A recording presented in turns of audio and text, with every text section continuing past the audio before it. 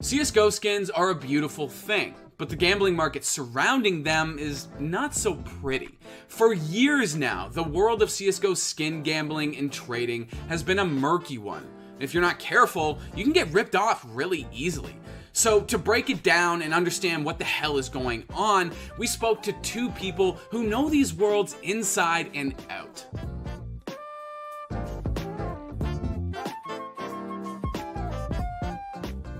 Alright guys, you know the deal. Scroll down and hit that sub button. We are so close to hitting 2 million subs and we need your help to get there. And while you're at it, hit that notification bell so you never miss a new video ever again. So if you've ever watched or played a modicum of Counter-Strike, you'll understand when I say that CSGO skins are a tantalizing thing to own. From the common blood sport to the ultra rare dragon lore, having a robust inventory of CSGO skins is a way of life. Just ask our resident skin degen, Dimitri. Alright, so as the Score Esports' one and only cosmetic degenerate, I am here to walk you through the only thing in this operation that actually matters. I'm talking, of course, about skins. But the ways in which you buy, sell, trade, and even gamble with these skins is a confusing and often dangerous combination of systems. And to help break this down, we talked with CSGO streamer Mo on what he sees as the biggest issue with CSGO skin gambling. The main issue that's always haunted the CSGO gambling scene is the underage gambling problem. And the underage gambling problem is simply put, the casinos didn't really have any system to stop underage kids from throwing their skins on there. It's not easy to solve because there's no 100% foolproof way to do it.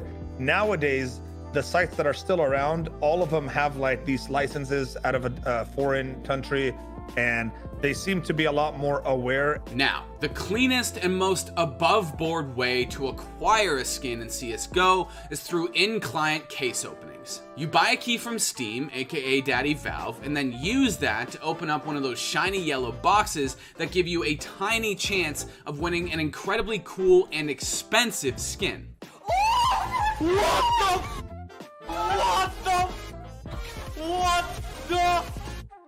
The downside of opening cases this way is that you almost never get an incredibly rare skin.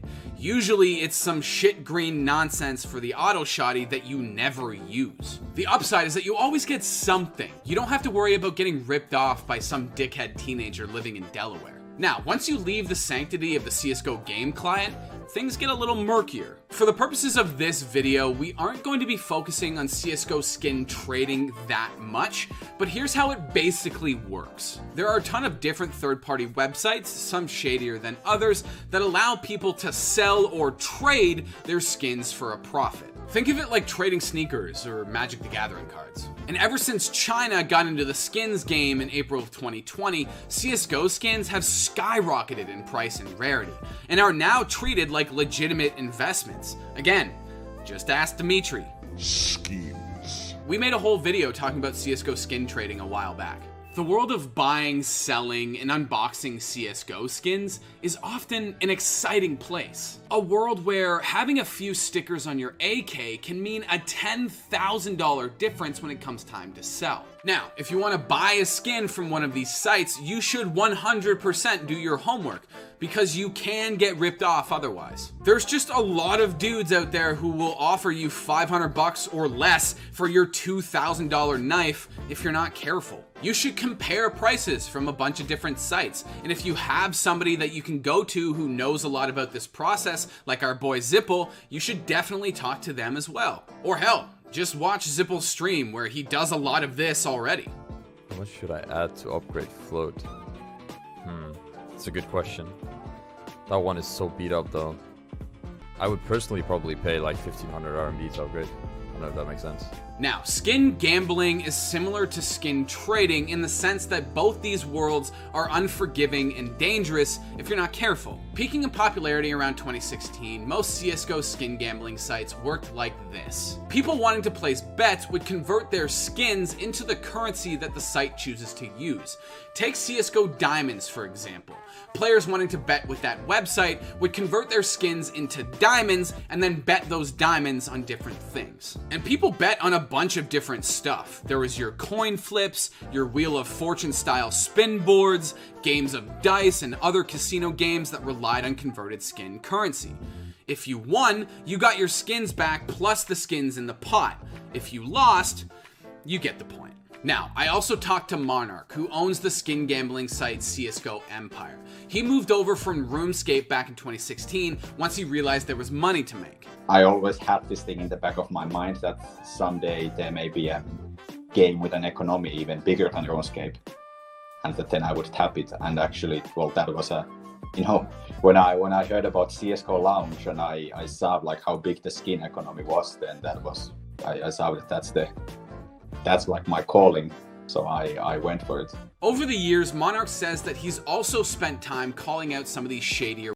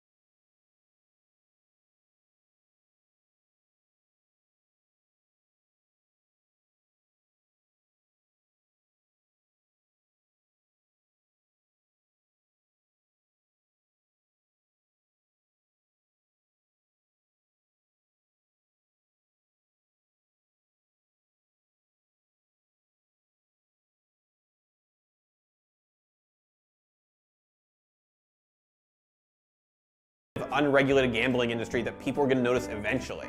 But their dumb scam is why people noticed it when they did. Another infamous case actually involves Mo, who landed in hot water that same year after the owner of CSGOdiamonds.com gave him the odds and percentages of winning beforehand, essentially rigging his chances of winning in his favor. It was a hotly debated topic at the time. Mo talked about it on stream extensively, and he says that he's grown from that experience. Ever since then, my biggest takeaway after the diamond situation was to just, first and foremost, not to make stupid decisions like that and go with the flow. Even though it was something that was brought to me by them, I should have said no and just held my ground on, hey, just give me a refill. It's not a big deal. Now, the money generated from these skin gambling websites isn't chump change.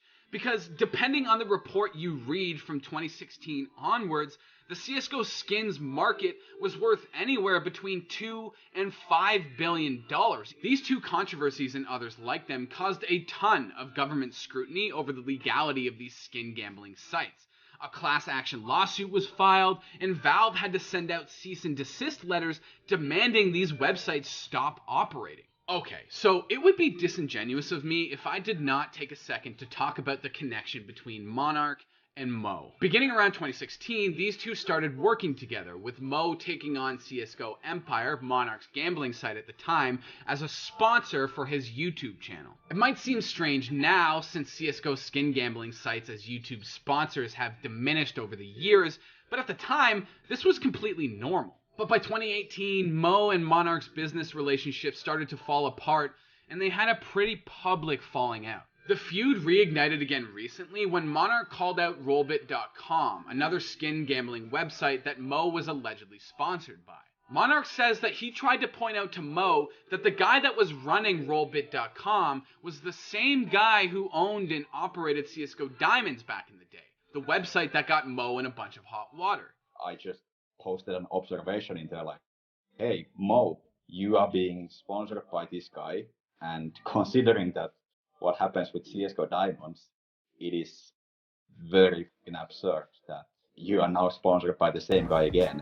That was still quite mind-blowing. He went like crazy because of that. They argued back and forth on Twitter for a while, and then Monarch released this long Google document accusing Mo of doxing him amongst other allegations, all of which Mo says is just delusional. Now, in talking to Mo about the current state of CSGO skin gambling, he says that all of the heat has moved from straight skin betting to case openings on third-party websites. Remember how I told you that the most above-board way of getting a skin in CSGO was opening cases in the in-game client? Well, now third-party websites are doing a similar thing, offering different themed cases for you to purchase and open.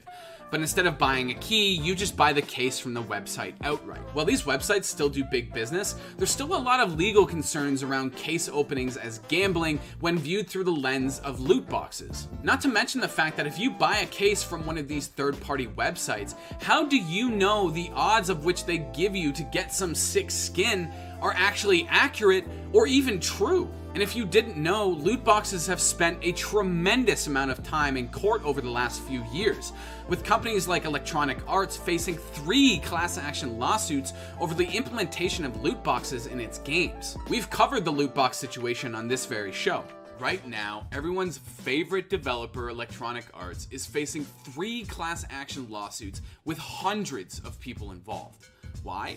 Well, the lawsuits say that EA's popular sports games create an endless cycle of gambling designed to get you to spend more and more and more money.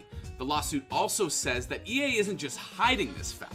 They've allegedly been lying about it for years. Now, Mo said that really, these case opening sites are just a way to create a layer of separation, or to hide, if you will, the gambling that's still going on here. See, most case opening sites market themselves as an innocent way to buy cases and hopefully get a cool skin.